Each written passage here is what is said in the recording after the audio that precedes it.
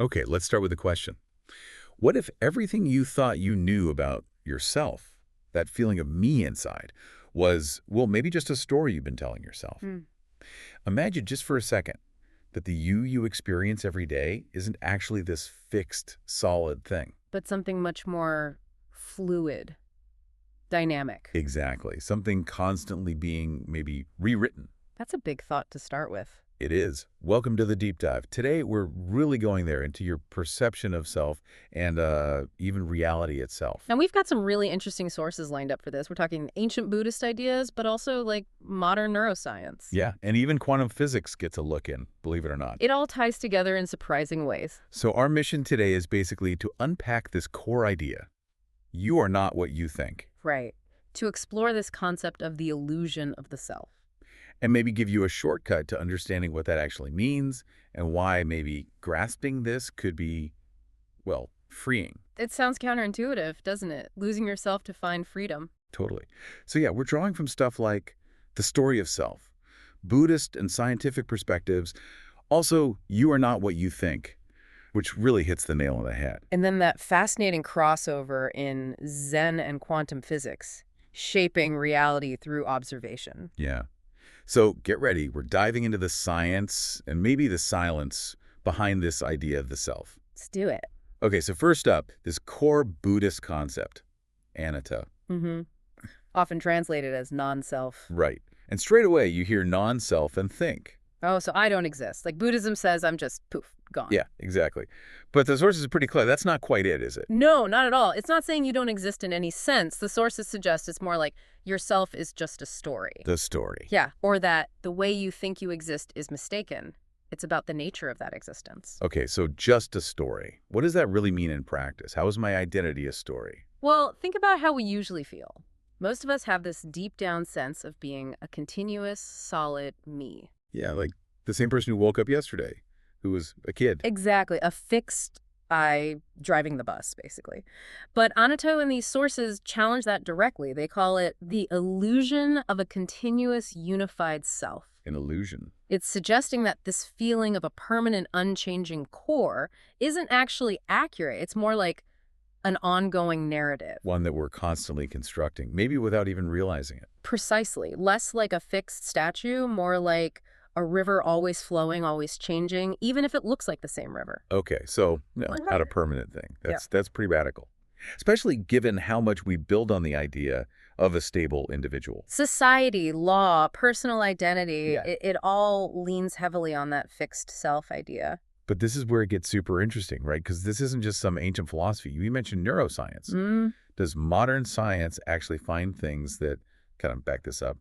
Does cognitive science offer parallels? It really does. And some of the parallels are striking. You look at cognitive science or even those split brain studies, they're fascinating. Split brain.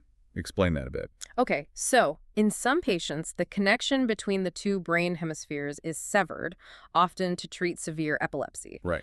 Now, if you show a command, say walk, only to the right hemisphere, which controls the left side of the body but typically isn't the language center, Okay. the person might just stand up and start walking. But then, if you ask the left hemisphere, the one with language, the one that didn't see the command, hey, why did you just stand up? What happens? It will instantly confabulate. It makes up a plausible reason. Like what? Oh, I wanted to get a drink or felt like stretching. It creates a coherent story to explain the action, even though it had no access to the real reason. Wow. So it's not lying consciously. No, not at all. It seems to be a fundamental function. The brain acts like a narrator, constantly spinning a story to make sense of our actions, thoughts, and feelings, trying to create this unified self. Even when the underlying causes are fragmented or unknown to that narrating part.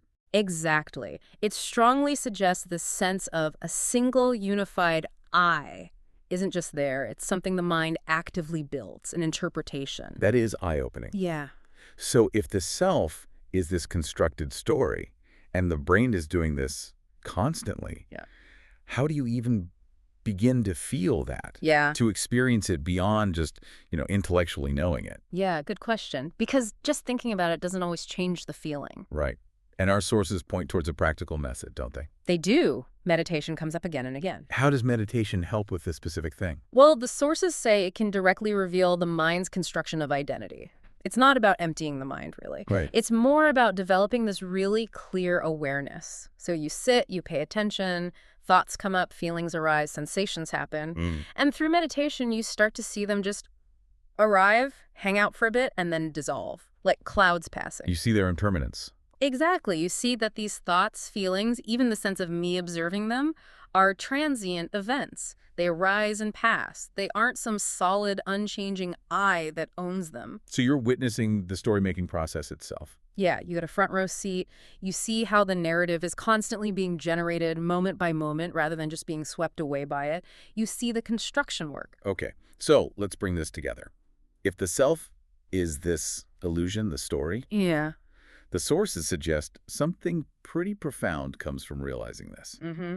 That letting go of I can be the key to freedom. Freedom. But I imagine for some people hearing this, the idea of the self being an illusion might feel unsettling. Like, am I just supposed to disappear? Lose my personality? That's a really common reaction and totally understandable. But no, it's definitely not about annihilation or becoming a zombie. Okay, good. It's not about losing your unique qualities, memories, or goals. It's about freeing yourself from a mistaken view of who you are. A mistaken view that causes problems. Exactly. Think about how much suffering comes from clinging tightly to this idea of a fixed, unchanging me. Like what? Well, that harsh inner critic, right? The fear of failure, getting stuck on past mistakes, anxieties about the future. Often that's tied to defending or upholding a rigid self-image. I see. Protecting the story. Yeah, if you realize the self is more like a story, maybe you gain the power to revise it, to not be so defined by the old chapters. So it's like realizing you're the author, not just the character stuck in the plot. That's a great way to put it. It allows for flexibility, resilience, less weight from the past, more openness to now. It's freedom from the burden of a false rigidity. Okay, that's a really powerful shift. So moving from the internal self now. Yeah. Let's zoom out. Right. Connected to the bigger picture. If our internal sense of self is maybe more fluid, more constructed, what about the external world? Does this lens change how we see reality itself? This is where things get even more mind-bending, maybe. Because our sources bring in quantum physics, specifically asking this question: does observation create reality? Okay, quantum physics. We hear about it, but what's the core idea here? It often comes back to the famous double-slit experiment. You shoot tiny particles, like electrons, towards a screen with two slits. Right. If you aren't watching which slit they go through, they act like waves. They seem to go through both slits at once and create an interference pattern on the back screen, like ripples in water. Okay, wave-like, multiple possibilities. But, and this is the kicker, the moment you set up a detector to see which slit the electron actually goes through, It changes. it collapses. It stops acting like a wave of possibilities and behaves like a definite particle, going through one slit or the other. No more interference pattern. So just looking at it, observing it, changes its behavior. It's reality. It appears so. The act of observation seems inseparable from the result. It forces the quantum system out of a state of potentiality into a definite state. That's hard to grasp. So things aren't quite real in the way we think until they're observed. It challenges that notion, yeah. It points towards ideas like wave-particle duality, things being both wave and particle, and existence being fundamentally probabilistic until measured or observed. Reality isn't just sitting there, fixed. Wow. Okay.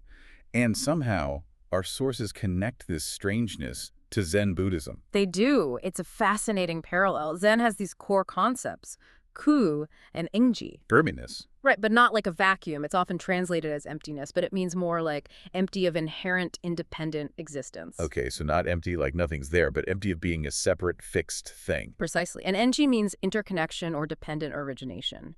The idea in Zen is that all things are not single entities, but exist through relationship. Everything depends on everything else. Yes. Nothing exists in isolation. Its meaning, its very being, arises in relationship to other things, including the observer, the perspective, and that includes us too.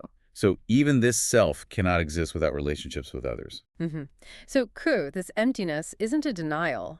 It's this blankness of inherent existence, meaning things are open, relational, dynamic. Because they aren't pinned down by some fixed, independent essence. Exactly. They're defined by their connections, their context. So you have quantum physics saying things aren't fixed until observed. Yeah, until observed, the state is not fixed. And Zen saying things are empty of fixed essence, defined by relationships. Being empty allows for free change. It sounds like both are pushing back against the same idea, that the world is absolutely fixed. Definitely. They both seem to suggest that reality isn't this static, predefined thing we just look at from the outside. Like watching a movie that's already been filmed. Right. Instead, they suggest reality emerges. Emerges? How? In the here and now, through relationships, through observation, through interaction. It's not a world seen from outside, but a world that emerges. So we're not just passive observers, we're participants. Yeah. In the creation of reality. In a fundamental way, yes. Our perception, our consciousness seems to be part of the equation. Okay, that is a lot to take in. But it feels incredibly liberating, too. How so?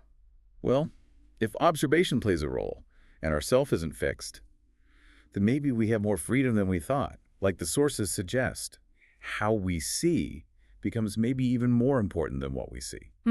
That's a key takeaway. It shifts the focus from trying to control the external what to cultivating the internal how. Right, because the how actually influences the what that emerges. That seems to be the profound implication. The core message from both Zen and quantum physics, as distilled in these sources, really lands on this. The world is not fixed. It's not static. No. Reality is constantly changing in relationship.